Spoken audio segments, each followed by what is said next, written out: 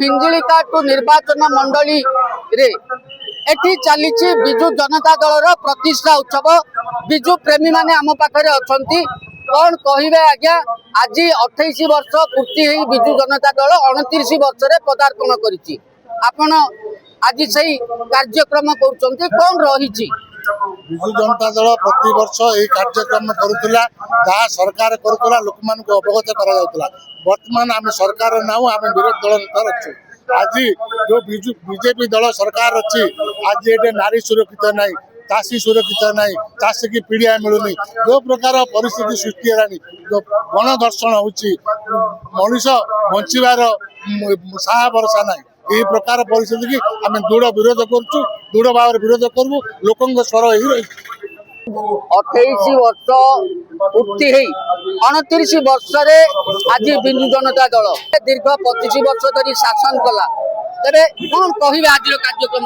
आज आमर ओडिशार जे विरोधी दल नेता माननीय श्रीजुत नवीन पट्टनायक निर्देश क्रमे आज आम हिंजिल ब्लॉक और म्युनिसिपालिटी मिलित आज आमर block chairman block vice chairman आमर जी डीआरडीए प्रतिनिधि देवानंद बाबू आमर ब्लॉक नवीन एमएलए सुदर्शन बाबू समस्त सरपंच समिति मिलित आनुकूल्य आज आम म्युनिसिपालिटी आज आम प्रतिष्ठा दिवस पालन करूँ।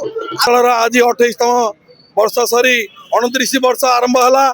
आज बिजु जनता दल प्रतिष्ठा दिवस सारा राज्य में पालन कर माननीय पूर्वतन मुख्यमंत्री विरोधी दल नेता हिंजिलीर प्रिय विधायक निर्देश क्रमे सारा अगणित ओडिशा बासी समस्ते जो मैंने भल पाँच बिजु प्रेमी अच्छा समस्ते ये प्रतिष्ठा दिवस को पालन कर हिंजिली निर्वाचन मंडली में यही प्रकार पालन कर आपण मैंने देखिथे ये प्रतिष्ठा दिवस प्रतिज्ञाबद्ध होती समस्ते जे आगामी दिन में ए बिजु जनता दल को सरकार को फेरई आनिबा दाखल करवा लोकंर अभाव असुविधा दूर करवा जहाँ नवीन पट्टनायक 24 वर्ष रे ओडिशा को 1 नंबर करने राज्य रे सारा भारत रे 1 नंबर कर पाले निज आदर्श मुख्यमंत्री रूपे 1 नंबर हो पाले ता लोक केबे हेले भूलिबे नाही।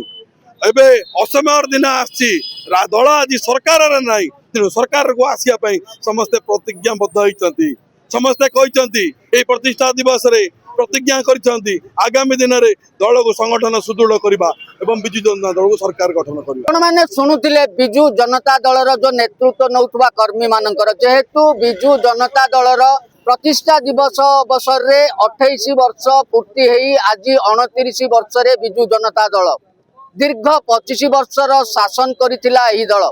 हिंजिलिकाटू जगन्नाथ त्रिपाठी, भाग्यप्रभा न्यूज।